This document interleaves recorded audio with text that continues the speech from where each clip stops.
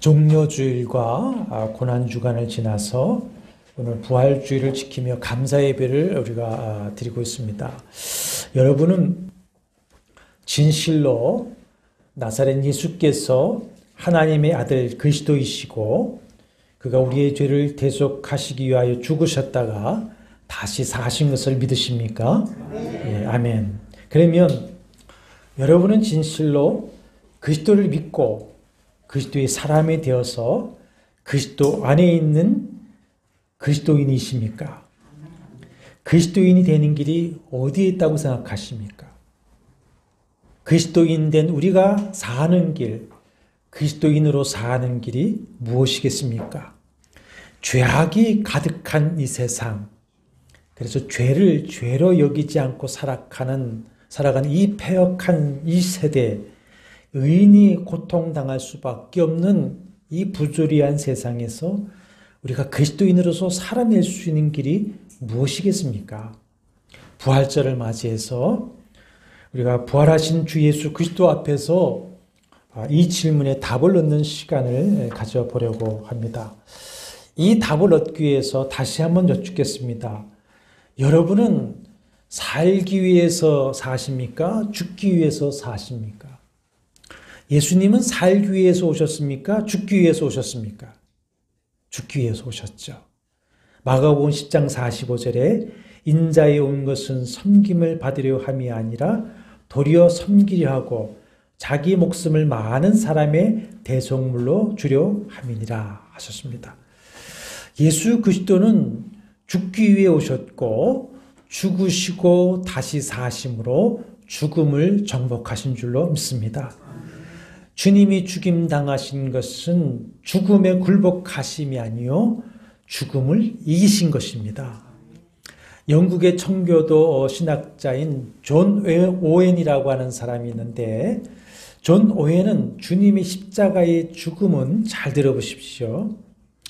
죽음의 죽음으로서의 죽음이다.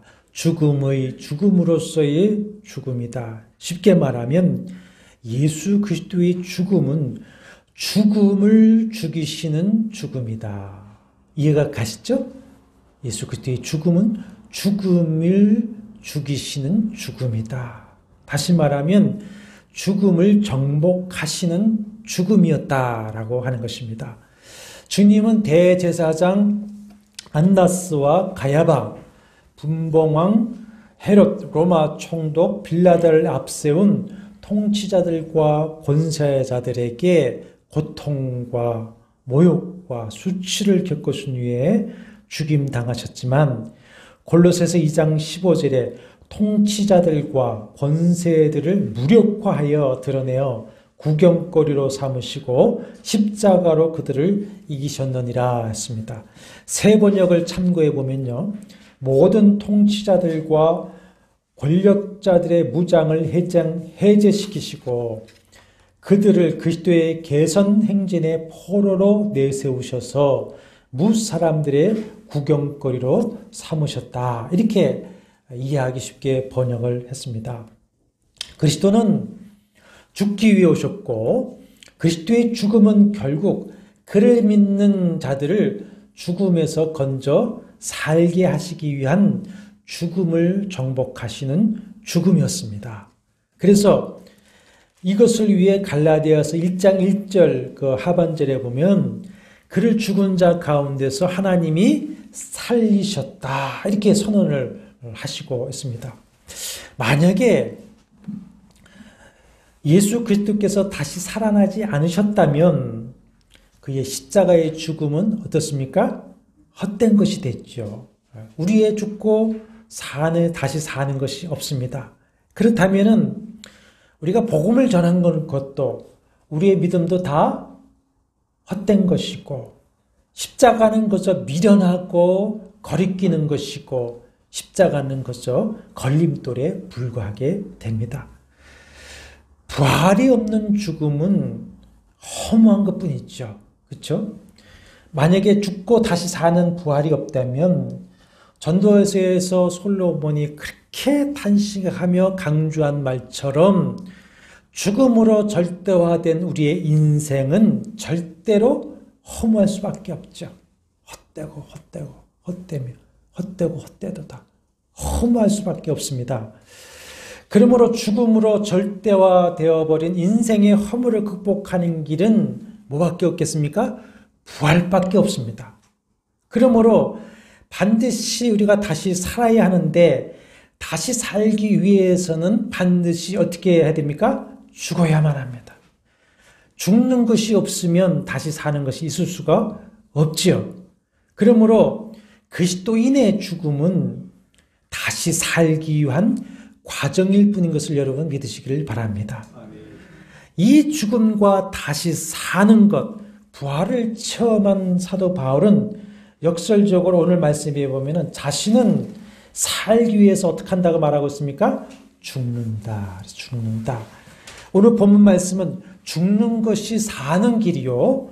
죽는 것이 그리스도인이 되는 길이며 죽는 것이 그리스도인으로 살 수 있는 길이다라고 하는 것을 말씀하고 있는 것입니다. 그러면 서두에서 드린 질문대로 그리스도인이 되는 길, 그리스도인으로 사는 길이 무엇이겠습니까? 먼저 어떻게 됩니까? 죽어야 된다. 먼저 그리스도와 함께 십자가에 죽는 것입니다. 19절 보십시오.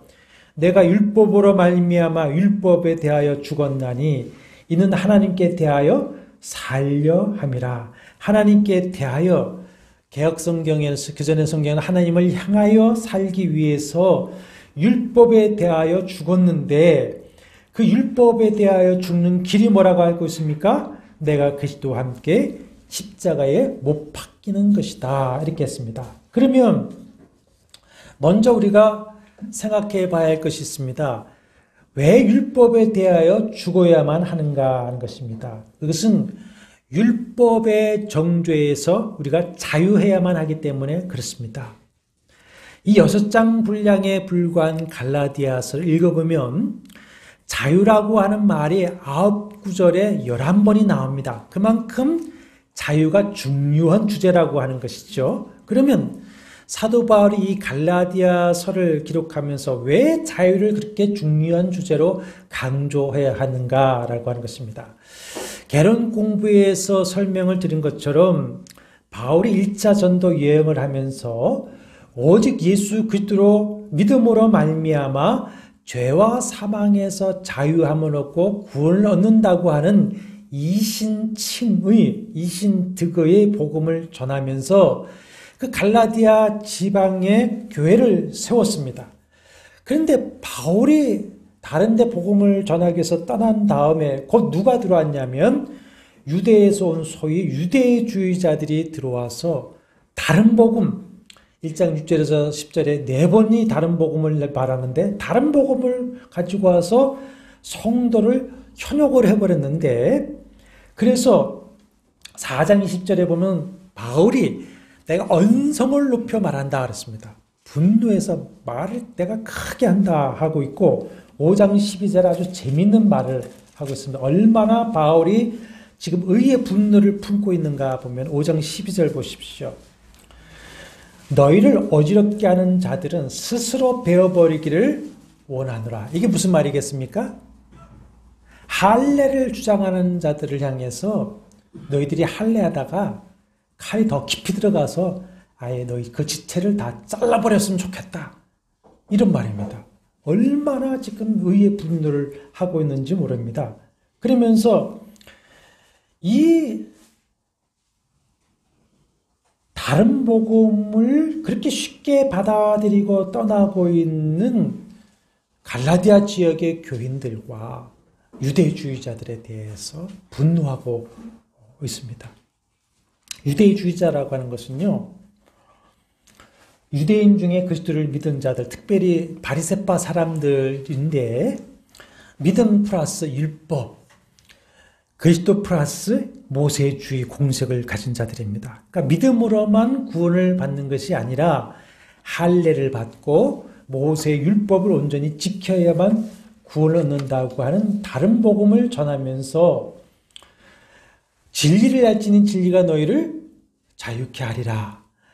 그리스도의 십자가에서 대속의 죽음으로 주신 그 자유를 버리고 다시 율법의 멍에를 매게 만들었던 것이죠. 그래서 갈라디아서는 이 자유에 대한 복음서입니다. 자유에 대한 복음서. 율법이 이렇게 문제가 되었는데, 그럼 하나님이 율법을 주셨죠. 사람이 율법을 만드는 것이 아니라 율법을 하나님이 주신 것입니다.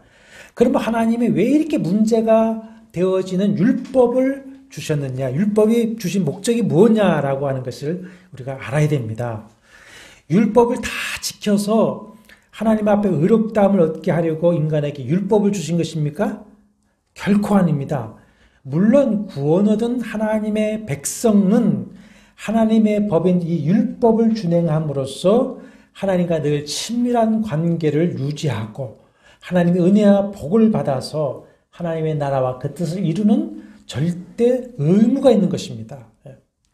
그러면 구원과 관련돼서 율법을 주신 목적이 무엇이냐? 4장 3절에 보면은 율법을 가리켜서 세상의 초등 학문이다, 그렇게 말씀을 하고 있고요. 3장 24절 25절에 보면은 우리를 그리스도께로 인도하는 초등교사다 그렇습니다. 옛날 번역에는 몽학선생이라고 했는데요. 이 몽학선생 초등교사는 누구냐면 노예 중에서 아주 현명하고 똑똑한 사람을 하나 청직으로 세워서 자기의 자녀들을 가리키게 합니다.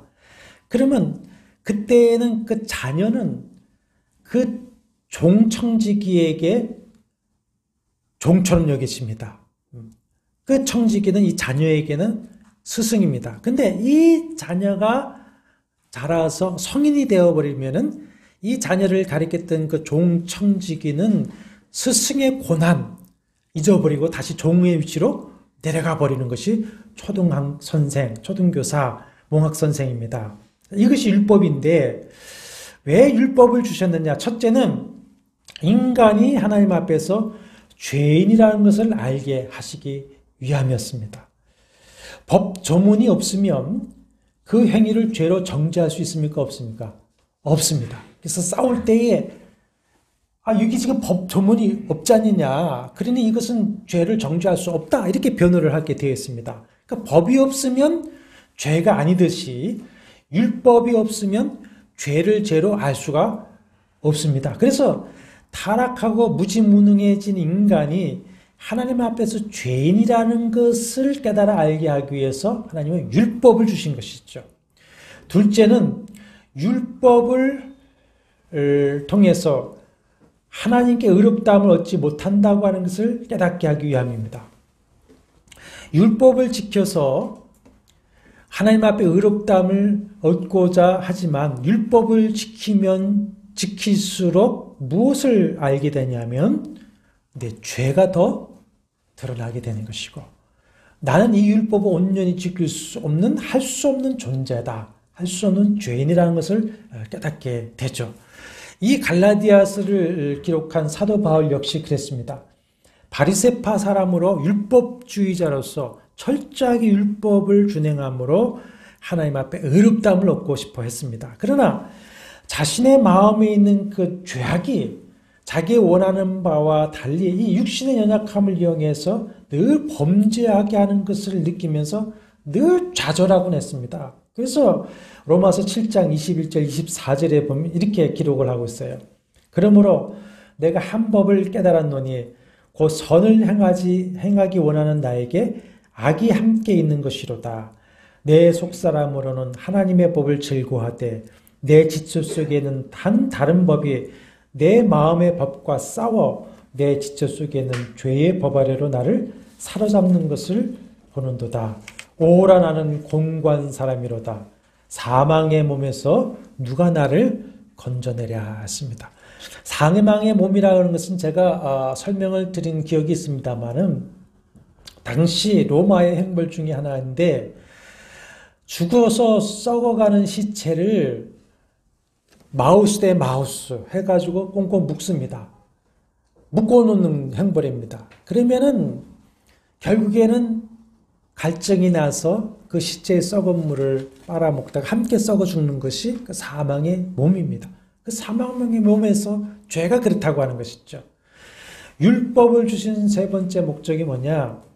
자신의 의로서는 하나님 앞에 살아갈 수가 없고 하나님께서 은혜를 주시는 의를 구하게 만들기 위한 것이다. 아까 초동교사라고 그랬습니다. 아담이 범죄한 이후에 하나님께서 짐승의 피로 드리는 속죄 제사를 주셨습니다. 근데 죄를 지을 때마다 짐승의 피를 흘려 대신 죽음으로써 죄를 용서받는 길을 열어주셨습니다. 그런데 그 짐승의 피가 우리의 죄를 온전히 대신할 수가 있습니까? 없습니까? 없지요. 더욱이 그 짐승의 피가 우리의 마음의 죄를 없이 하지는 못했습니다. 그래서 또다시 반복해서 죄를 지을 수밖에 없었고, 그래서 늘 또다시 반복해서 율법의 정죄를 받을 수밖에 없고 율법의 종로로 탈 수밖에 없었던 것입니다. 그렇기 때문에 하나님의 은혜, 하나님의 의를 구할 수밖에 없게 하시는 것이죠. 그 율법의 정죄에서 자유할 수 있는 길은 딱 세 가지 있습니다. 딱 세 가지. 첫째, 하나는 율법을 온전히 지키는 것입니다. 율법을 온전히 지키면 자유할 수가 있습니다. 그러나 율법을 온전히 지켜 자유할 수 있는 사람은 아무도 없습니다. 율법 앞에 모든 인간은 정죄받을 수밖에 없는 할 수 없는 죄인입니다. 그렇다면 율법으로부터 자유할 수 있는 두 번째 길이 있는데 그것은 내가 죽으면 자유할 수 있습니다. 죽으면. 수사나 재판을 받다가도 그 사람이 죽으면 어떻게 되죠? 공소권 없음. 불기소 처분되지 않습니까? 율법의 모든 정죄를 받아서 그 죄값을 치르고 죽으면 자유할 수 있는데, 그러면 내가 율법의 정죄를 받아 그 값을 치루어 죽는다고 하는 것은 어떻게 되는 겁니까? 죽어 영원한 지옥 형벌에 떨어지는 것이죠. 세 번째는 율법에서 자유할 수 있는 세 번째 길이 있는데 그것은 뭐냐? 누군가 나를 대신해서 그 율법의 요구를 이루어서 율법을 온전히 지켜 의롭다함을 얻고 그 사람이 율법의 정죄를 받아 나 대신 죽어주면 되는 것입니다. 그분이 누구이시죠? 예수 그리스도입니다. 하나님의 어린 양으로 오신 하나님의 아들 예수 그리스도, 그분이 지신 십자가입니다. 예수 그리스도는 하나님의 아들이신 거로 죄성이 없습니다. 죄를 지을 수 없는 무죄하신 분으로 이 땅에 오셔서 모든 율법의 요구를 이루어 주신 의인입니다. 그리고 죄 없는 의인으로서 십자가에 죽으신 것은 우리를 대신하여서 율법의 요구를 온전히 만족시키시고 율법에 의한 율법을 완성하고자 하는 죽음이셨습니다. 예수는 하나님의 어린 양이요 대제사장으로 오셔서 자기를 신의 속죄의 제물로 드려 속죄의 사명을 다 이루어 버리신 것입니다. 그렇기 때문에 십자가에 죽으실 때에 뭐라고 하고 죽으십니까? 다 이루었다 하고 운명하신 것이죠. 그러므로 이제 내가 하나님을 향하여 사는 길이 열렸는데 그 길은 예수 그리스도의 의가 나의 의가 되는 것이고 예수 그리스도의 죽음이 나의 죽음이 되는 것이고 예수 그리스도의 사심이 나의 사는 것이 되는 것입니다. 그 방법이 뭡니까? 예수 그리스도를 믿고 그를 영접하여 그와 연합하여 하나가 되는 것입니다. 그럴 때 내가 예수를 믿을 때에 그리스도를 영접하는 것인데 그리스도를 영접할 때에 누가 우리에게 오십니까? 그리스도의 영이신 성령이 오셔서 내주하십니다. 그래서 우리는 그리스도와 하나가 되어지는 것이죠. 이렇게 우리가 예수 그리스도를 믿을 때에 우리는 예수 그리스도와 연합하게 됩니다. 그렇기 때문에 그리스도의 죽음이 나의 죽음이 되는 것이고 그리스도의 부활이 나의 부활이 되는 것입니다. 그래서 예수 그리스도 안에서 그리스도의 의가 나의 의가 되고 그리스도의 영원한 생명이 나의 생명이 되어버린 것이죠. 로마서 6장 1절 이하에 또 보면은 믿음으로 세례를 받는 것은 그리스도와 연합해서 예수 그리스도 안에서 예수 그리스도와 함께 십자가에 죽는 것이 함께 부활하는 것이다. 이렇게 말씀을 하고 있습니다. 그래서 로마서 6장 11절에 이와 같이 너희도 너희 자신을 죄에 대해서는 죽은 자요 그리스도 예수 안에서 하나님에 대하여서는 살아있는 자로 여길지어다. 이렇게 말씀을 하고 있습니다. 예수 그리스도 안에입니다. 사도 바울의 서신서를 읽어보면요. 예수 그리스도 안에서라고 하는 말이 164번이 나옵니다. 모든 것이 예수 그리스도 안에입니다. 오늘 우리가 말씀을 받고 성찬을 받을 것인데 이 성찬이야말로 주님의 피와 몸을 먹고 마심으로 주님과 하나 되는 신비한 예식입니다. 주와 함께 죽고 주와 함께 사는 것을 믿고 고백하는 성도가 먹고 마시고 맛보고 느끼고 소화시키는 그 오감을 통해서 예수 그리스도와 내가 하나가 되었다고 하는 것을 다시 확인하고 체험하는 은혜의 예식이 성찬 예식인 것이죠. 그러므로 믿음으로 사모하여 성찬을 받을 때에 예수께서 그의 영으로 충만하게 임재하시기를 간구하시고 그때 예수 그리스도와 함께 내가 다시 한번 십자가에 못 박혀 죽고 다시 사는 그런 은혜의 역사를 여러분 간절히 사모하시기를 바랍니다. 본문에서 사도 바울은 하나님에 대하여 살기 위하여서 그리스도와 함께 십자가에 못 박혔다 이렇게 말하고 있는데 거기 20절에 보시면 내가 그리스도와 함께 십자가에 못 박혔나니 그렇게 말을 하고 있습니다. 이것을 이제 헬라어 문법으로 보면 제1완료라고 하는 것을 사용하는데 이게 이런 겁니다. 그 제1완료라고 하는 문법을 따라서 이렇게 번역을 해야 됩니다. 내가 그리스도와 함께 십자가에 못 박혀 왔다. 그런 말이에요. 못 박혀 왔다. 과거에 내가 십자가에서 못 박혔었고 지금까지 내가 십자가에 못 박혀 왔고 지금도 십자가에 못 박혀 있다. 그 말입니다. 이 말은 처음 예수 그리스도를 믿고 영접할 때 내가 십자가에 못 박혀 죽었었고 그 이후로도 날마다 십자가에 못 박혀 죽는 삶을 살고 있다. 그 말입니다. 그래서 고린도전서 15장 31절에 보면은 나는 날마다 죽노라. 이렇게 말을 했던 것이죠. 갈라디아서 3장 1절을 한번 보십시오.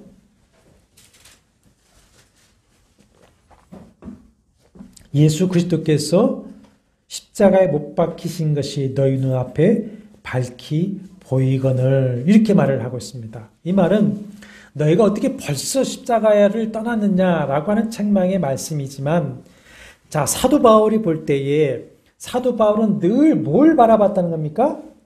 예수 그리스도의 십자가를 바라보았다. 예수 그리스도의 십자가를 바라볼 때마다 율법과 죄에서 죽은 자신의 죽음을 늘 확인했던 것입니다. 나는 죄에 대해서 죽었다. 율법에 대해서 죽었다. 그리고서는 십자가에서 율법과 죄에 대해서 자신은 죽은 자로 여긴 겁니다. 죽었다. 나는 죽은 사람이다. 그리고 날마다 자신의 정과 욕심과 자를 다시 한번 매일매일 어떻게 하는 겁니까?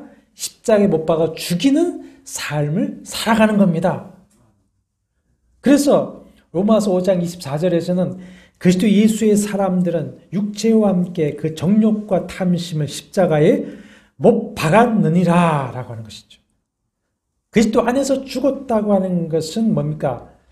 그리스도 안에서 내가 다시 살았다. 그러면 그리스도 안에서 내가 날마다 죽는다고 하는 것은 또 뭡니까? 그리스도 안에서 난 날마다 다시 새롭게 살아난다. 이것이 그리스도인의 삶이라는 것이죠. 여기에 우리가 그리스도인으로서 살아갈 수 있는 길이 있습니다. 그리스도인으로서 이 세상에서 살아갈 수 있는 능력이 바로 여기에 있는 것입니다. 갈라디아서 5장 16절 이하에 보면은 육체의 욕심을 따라 육체의 열매를 맺으며 그러니까 음행과 더러운 것과 호색과 우상숭배와 분쟁과 시기와 분냄과 당짓는 것과 분열함과 이단과 투기와 술취함과 방탕함 등을 맺으면 하나님 나라를 유업으로 받지 못하기 때문에 육체의 소욕을 버리고 5장 16절에 보면 성령을 따라 18절에는 성령의 인도하심을 따라 살아서 성령의 열매를 맺으라. 그런데 성령을 따라 살아가면서 육체의 소욕을 이기고 성령의 열매를 맺으며 살아가기 위해서는 어떻게 해야 되느냐? 5장 24절에 보시면 육체와 함께 그 정욕과 탐심을 어떻게 해야 됩니까? 십자가에 못 박아 버려야 한다라고 하는 것입니다. 영의 일은 힘으로도 되지 아니하고 능력으로 되지 아니하고 오직 성령으로 할 수 있다 하셨습니다. 그래서 바울은 이 갈라디아서에서 또 성령을 강조합니다. 성령. 12번, 15번이나 12구절에 15번이나 성령을 강조합니다. 성령. 그 전에 보면 흔히 장로교인은 마치 율법주의자 같다. 또 오순절 교회만은 성령주의자다. 이렇게 얘기들을 했는데 여러분 개혁주의 장로교회의 신학이야말로 철저한 성령주의입니다. 성령주의. 장로교의 신앙은요, 성령이 아니면 아무것도 할 수 없다입니다. 시작도 끝도 할 수 없다. 철저한 성령주의입니다. 사도 바울을 글을 읽어보십시오. 철저하게 성령입니다. 철저하게 성령. 그래서 갈라디아서 3장 5절에도 보면 너희에게 성령을 주셔서 너희 가운데 능력으로 행하시는 이시다라고 말씀을 하고 있어요. 그래서 갈라디아서 보면 성령으로 그랬어요. 성령으로. 또 성령을 따라서 성령의 인도하심으로 성령을 위하여 하라 그랬습니다. 성령으로 해라. 성령을 따라 해라. 성령의 인도하심으로 해라. 성령을 위해서 해라 그랬습니다. 근데 성령은 누구의 영이십니까? 그리스도의 영이시기 때문에 그 그리스도를 따라 그리스도의 인도하심을 위해서 따라서 그리스도를 위하여서 하라는 말씀과 같은 것이죠.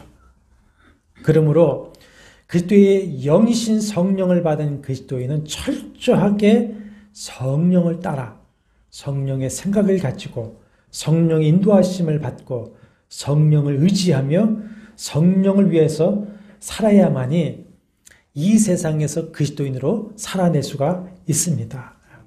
그렇기 위해서 우리가 죄를 회개하고 성령 세례를 받아야 되는 것이고요. 성령 세례를 받은 사람은 늘 깨어 기도함으로 매일매일 성령의 충만함을 받아야만 한다는 것입니다. 그런데 그 성령 하나님은 죄가 살아있고 육신의 자아가 살아있는 사람에게 충만하실 수가 없습니다. 육신의 자아가 죽은 자에게만은 충만할 수가 있습니다. 그래서 사도 바울이 뭐라고 하는 겁니까? 나는 날마다 죽노라. 오늘도 또 내가 십자가에 나를 못 박아 죽이고 다시 살아난다.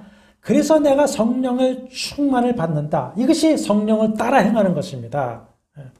그래야 성령이 내주하시지만 충만해야만이 그 부활하신 능력이신 그 성령께서 내 안에 살아 역사하시는 것이죠. 그것을 체험하게 되는 것입니다. 그러므로 사랑하는 여러분, 우리가 하나님 앞에서 사는 길이 뭐냐? 예수 그리스도 안에서 옛사람을 십자가 못 박아 죽여버리고 날마다 새롭게 다시 살아서 성령을 따라 살아가는 것. 그것이 그리스도인으로서 살아갈 수 있는 길인 것입니다. 내가 날마다 예수 그리스도 안에서 죽고 다시 살아야 하는 것입니다. 그러므로 사도 바울과 같이 그리스도와 함께 십자가에 오늘도 못 박혀 죽고 다시 그리스도와 함께 사시기를 바랍니다. 이렇게 그리스도와 함께 십자가에서 율법의 사람과 육체의 정력이 죽고 성령으로 거듭나고 성령을 따라 사는 사람은 2장 20절에 보십시오. 그런즉 이제는 내가 사는 것이 아니 오직 내 안에 그리스도께서 사시는 것이라.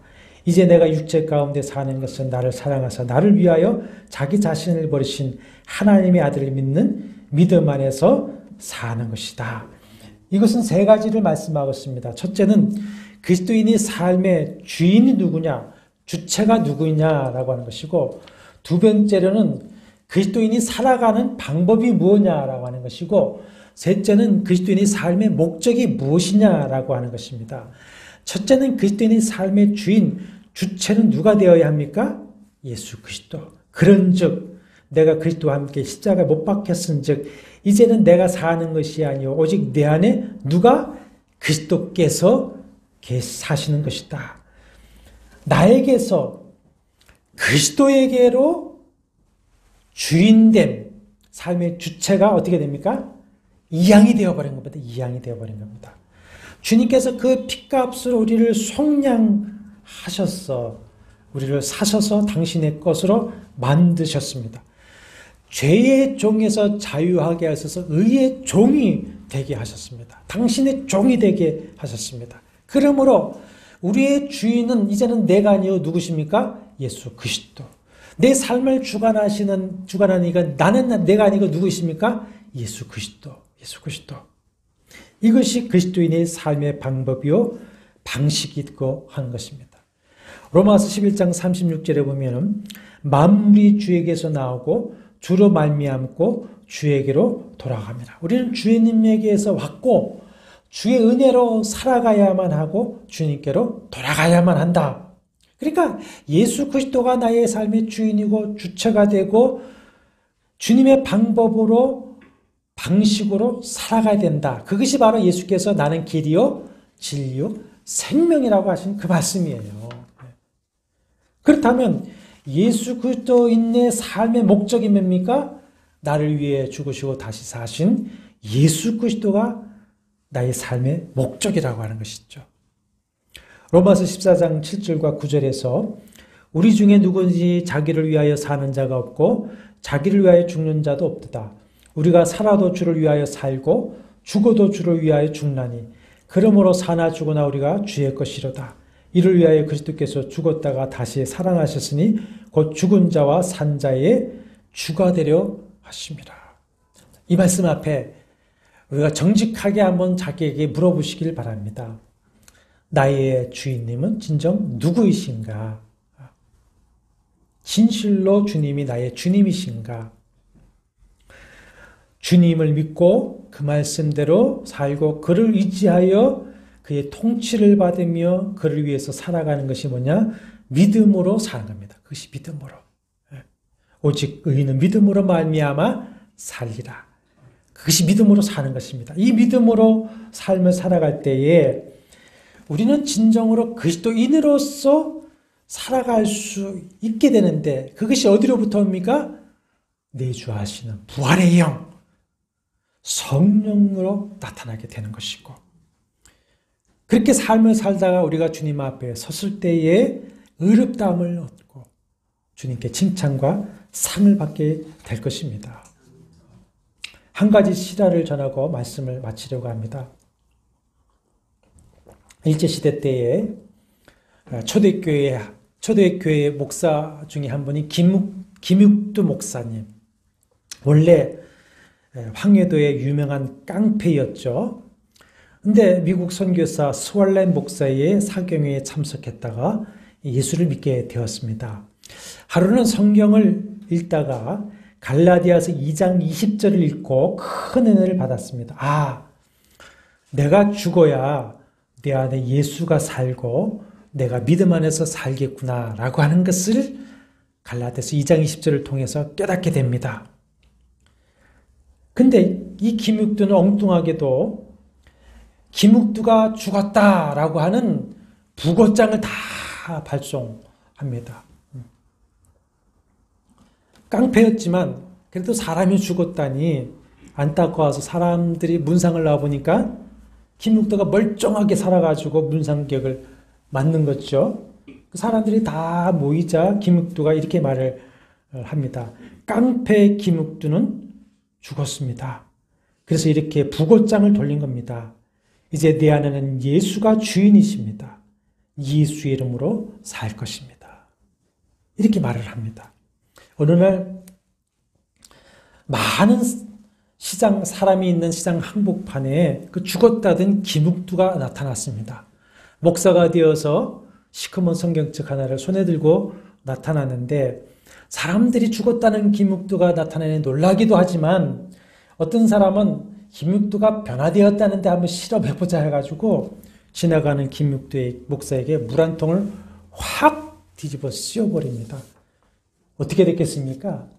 옛날 같았으면 죽었겠죠. 아무렇지도 않은 듯 물을 툭툭 털고는 물기에 얹은 사람을 쳐다보면서 이렇게 말을 했다랍니다. 너는 옛날 김익두가 죽었다는 그 사실을 기뻐해라. 살았다면 너는 요절이 났을 것이다. 그랬더니 사랑하는 여러분, 여러분은, 저는 지금 죽었습니까? 살아있습니까? 항상 문제는 언제 나타납니까? 내가 살아있을 때 문제가 나더라고요. 내가 살아있으니 문제더라고요.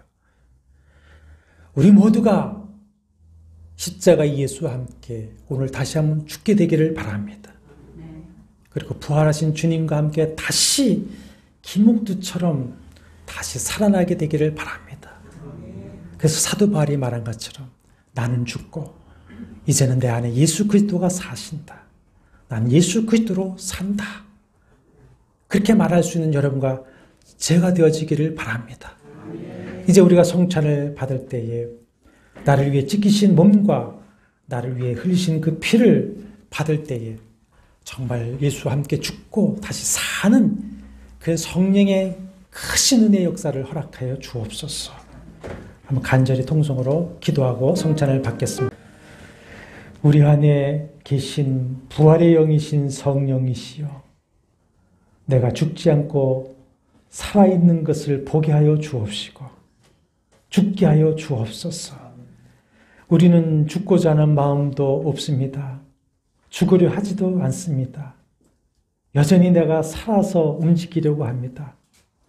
내 자존심, 내 욕심, 내 삶을 살려고 합니다. 죽은 자를 다시 살리신 성령이시여, 나를 죽여주시옵소서. 죽게 하여 주옵소서. 오늘 예수와 함께 다시 죽고 다시 그리스도인으로 살아나게 하시고 부활하신 성령을 의지하여서 그리스도인으로서 살게 하여 주시고, 그래서 주님 앞에 섰을 때에 사랑과 칭찬받는 종들이 되어지게 도와주시옵소서. 주의 성찬을 받기를 원하오니 정말로 그리스도와 함께 죽고 그리스도와 함께 사는 역사를 허락하여 주옵소서. 예수님의 이름으로 간절히 기도하옵나이다. 아멘. 주 예수 그리스도의 은혜와 하나님의 사랑과 성령의 교통하심이 너희 무리와 함께 있을지어다. 아멘.